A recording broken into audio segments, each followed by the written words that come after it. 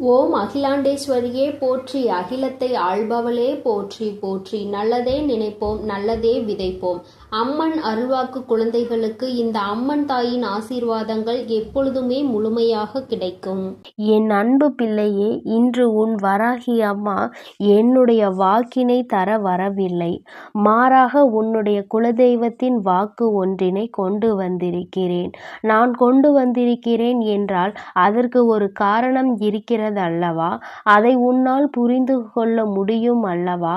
என் தங்கமே, உன்னுடைய குலதெய்வத்திற்கு உன்னுடைய குடும்பத்தில் இருக்கின்ற ஒரு நபரின் மீது அதிருப்தி ஏற்பட்டிருக்கிறது. அந்த அதிருப்தியானது இன்று உன்னிடத்தில் பேச வேண்டும் என்று அவர்களை தூண்டி இருக்கிறது. எல்லாவற்றிற்கும் ஒரு மிகப்பெரிய காரணம் ஒன்று இருக்கிறது. அதற்கு காரணம் என்ன தெரியுமா? உன்னுடைய குலதெய்வத்தின் மனதில் இருக்கின்ற அந்த நீங்காத வேதனைதான். நம் குலத்தில் இருக்கிறவர்களே இது போன்று செய்கிறார்களே என்று மிகுந்த மனவேதனையில் இருந்து கொண்டிருக்கிறார்கள். என் தங்கமே, உன்னுடைய மனதிற்குள் இப்பொழுது என்னென்ன எண்ணங்கள் ஓடுகிறது என்பதை எல்லாம் புரிந்து கொள்ள முடிகிறது. என் குலத்தில் அப்படி யார் இப்படிப்பட்ட ஒரு சூழ்நிலையை உருவாக்கி இருக்கிறார்கள்? குலதெய்வத்திற்கே அவர்கள் மீது வெறுப்பு வருகிறதே என்றால் அப்படி என்ன நடந்துவிட்டது என்று நீ நினைக்கிறாய்? என் தங்கமே, இதை நீ உன் குலதெய்வத்தின் வாயாலே கேட்டுக்கொள். இப்பொழுது இந்த வராகி உன்னுடைய குலதெய்வத்தின் வாக்கினை அப்படியே சொல்கிறேன். அவர்கள் என்னிடத்தில் என்ன சொன்னார்கள் அதை நான் உன்னிடத்தில் அப்படியே சொல்லி தெரிவிக்கிறேன்.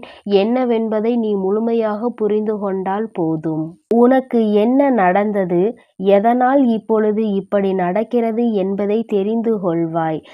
என் தங்கமே, இதோ உன் குலதெய்வம் சொல்வதை நீ முழுமையாக கேள். என் தங்கமே, நான் தான் உன்னுடைய குலதெய்வம்.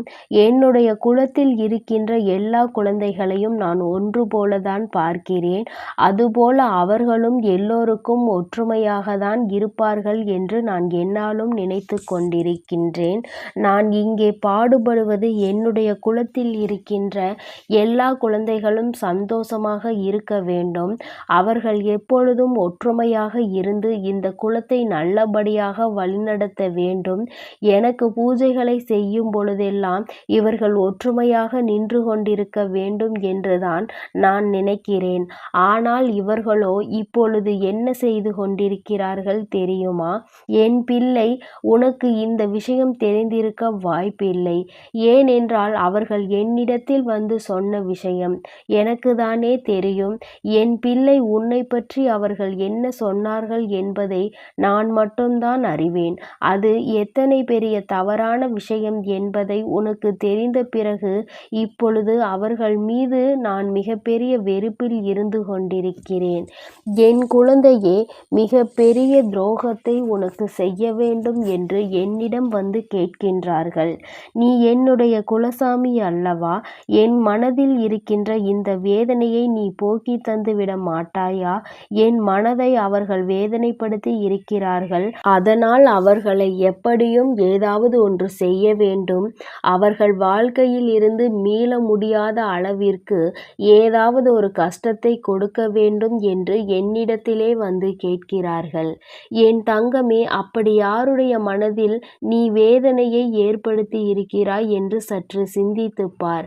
அவர்கள் இன்று உன் வாழ்க்கையே இருக்கக்கூடாது என்றல்லவா நினைக்கிறார்கள். நான் இங்கே ஒருவரின் ஒற்றுமைக்காகவும் பாடுபட்டு கொண்டிருக்கின்ற நேரத்தில் என் சன்னதியில் வந்து நின்று கொண்டு நீ வாழக்கூடாது என்று அவர்கள் சொன்ன வார்த்தை என் மனதை ரணமாக்கியது. நிஜமான உண்மை. என்னால் அதை தாங்கிக் கொள்ள முடியவில்லை. ஏன் இப்படி சொல்கின்றார்கள், என்ன பிரச்சனை என்று பார்க்கும் பொழுதுதான் எனக்கு புரிந்தது. ஏதோ சிறு மனஸ்தாபங்கள் இருக்கிறது, பிரச்சனைகள் ஏற்பட்டிருக்கிறது என்று. அம்மா உன்னிடத்தில் வந்து நீங்கள் ஒற்றுமையாக இருக்க வேண்டும் என்று சொல்ல வரவில்லை. உன் பக்கம் தவறு இருக்கிறதா, அவர்கள் பக்கம் தவறு இருக்கிறதா என்று நிச்சயமாக அறிந்து கொள்ள வேண்டியது என்னுடைய பொறுப்பு. தவறு இருப்பவர்கள் பக்கம் நின்று நான் நிச்சயமாக பேச மாட்டேன். யார் பக்கம் நியாயம் இருக்கிறதோ அவர்களுக்கு நிச்சயமாக நியாயத்தை வழங்குவது என்னுடைய கடமைதான். ஆனால் ஒருபோதும் தவறு செய்யாதவர்களுக்கு தண்டனை வழங்குவது என்னுடைய வேலை கிடையாது. எனக்கு என்னுடைய குழந்தைகளின் மனதை சரிசெய்து அவர்களை நல்வழிப்படுத்துவது மட்டும்தான். நான் நல்வழிப்படுத்துவதற்காக பாடுபட்டு கொண்டிருக்கிறேனே தவிர ஒருபோதும் யாருக்கும் தண்டனையையும் கொடுக்க வேண்டும் என்று நினைக்கவில்லை. உனக்கு இது போன்று செய்ய வேண்டும் என்று நினைத்தவர்கள் இன்னும் என்னவெல்லாம் செய்ய துணிவார்களோ என்று தெரியாமல்தான் நான் சற்று மனக்குழப்பத்தில் இருந்து கொண்டிருக்கிறேன். என் தங்கமே, ஒன்றை நன்றாக புரிந்துகொள்.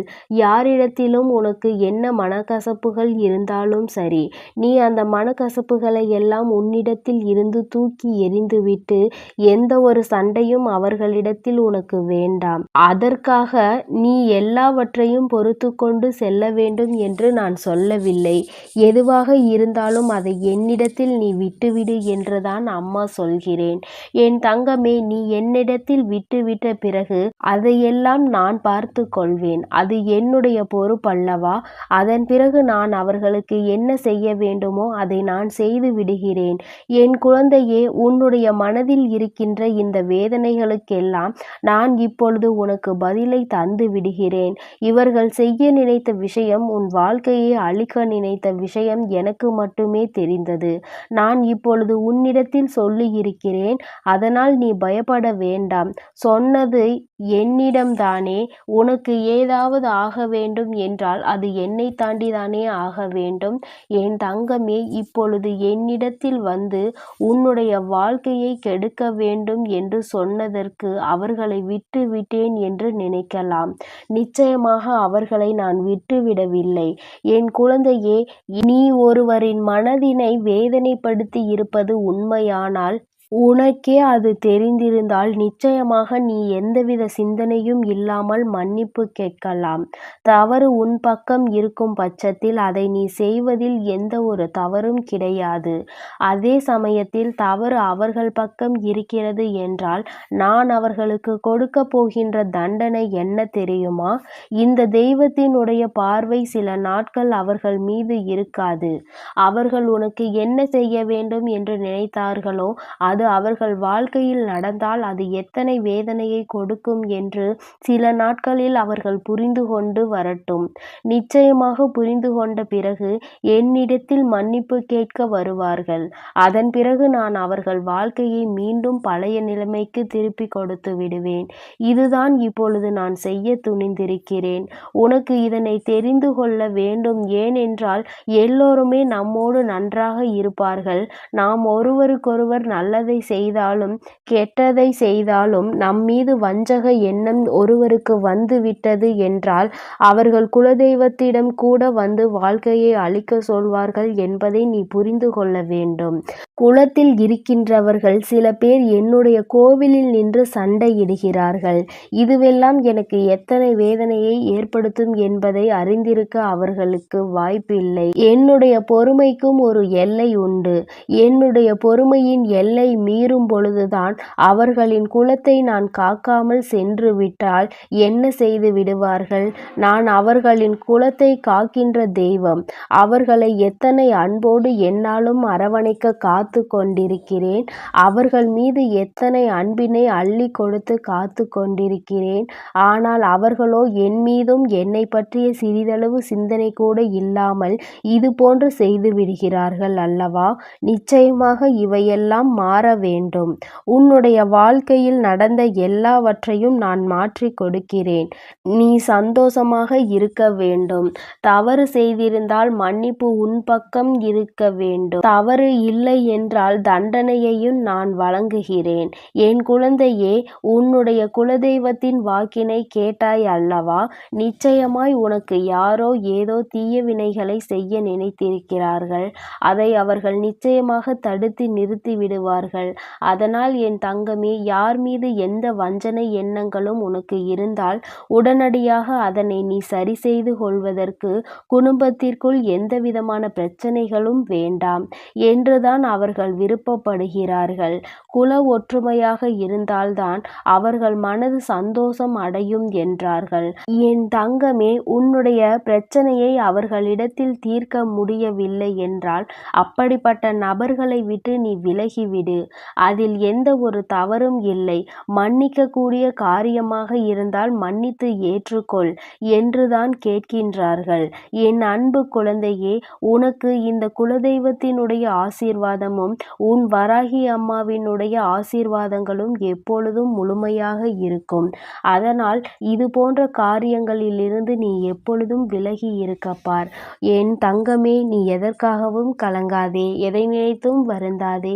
நீ நல்லதையே நினைத்தால் உன் வாழ்வில் எப்பொழுதும் நல்லது மட்டுமே நடக்கும். என் அன்பு பிள்ளைக்கு இந்த அம்மன் தாயின் அன்பும் ஆசீர்வாதமும் முழுமையாக கிடைக்கும்.